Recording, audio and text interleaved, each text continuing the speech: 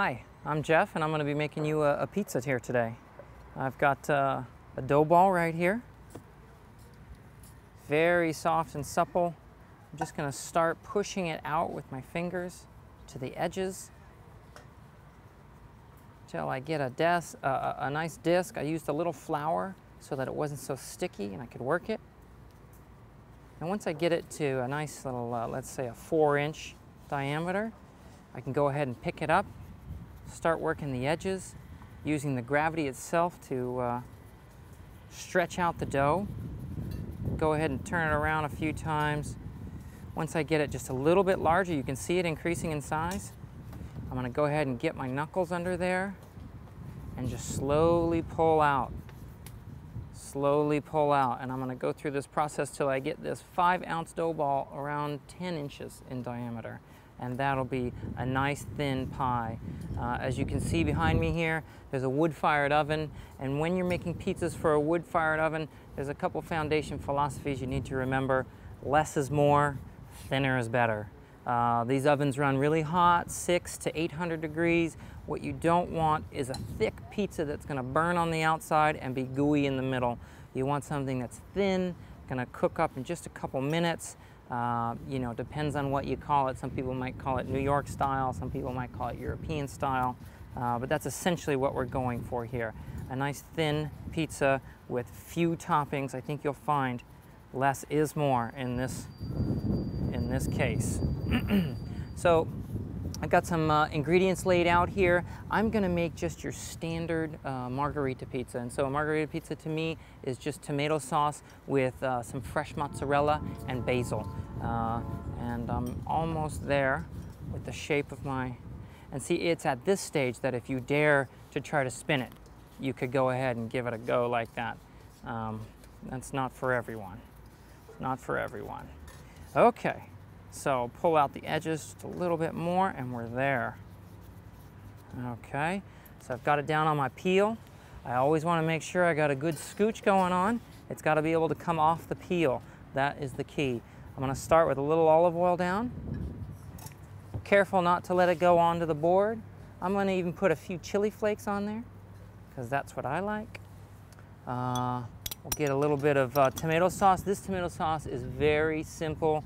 Just cooked down canned tomatoes with a little salt. That's all it is. This is a whole peeled San Marzano is the tomato that we used here.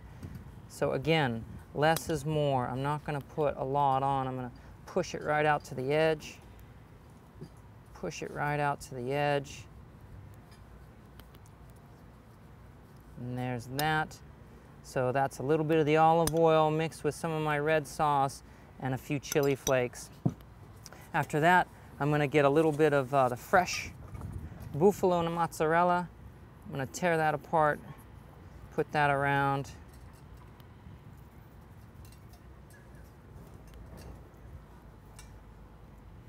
And then finally, I'm going to put just a little bit of grated mozzarella on there, just to give it a little bit more cheese. Cheese is a good thing. Okay, so I'm going to go ahead and put it in the pizza oven just like this, and when it is about halfway through, I'm going to pull it out and put my basil on because I don't want my basil to burn. I want it to be nice and supple when it comes out. So I've got my scooch, checking my scooch, going right into the oven, and in it goes. It's kind of like pulling that tablecloth off of the table without disturbing the plates and glasses. So at this point, I'll start turning the pizza away from the fire. The fire side cooks fastest. I'll just keep turning it until it's cooked all the way around, and halfway through I'll bring out some basil. I'm going to pull it out and we're going to add some ingredients on it.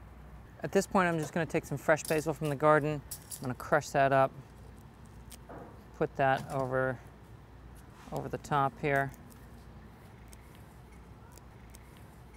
Add some fresh chopped tomatoes. And then I'm going to put it back in the oven for just another half a minute.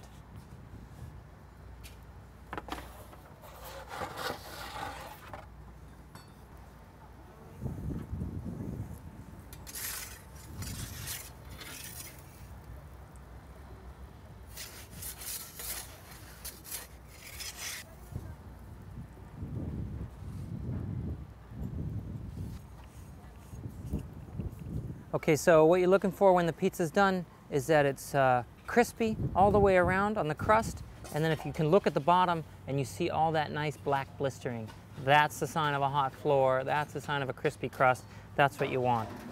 Why don't we cut it open and see what we got?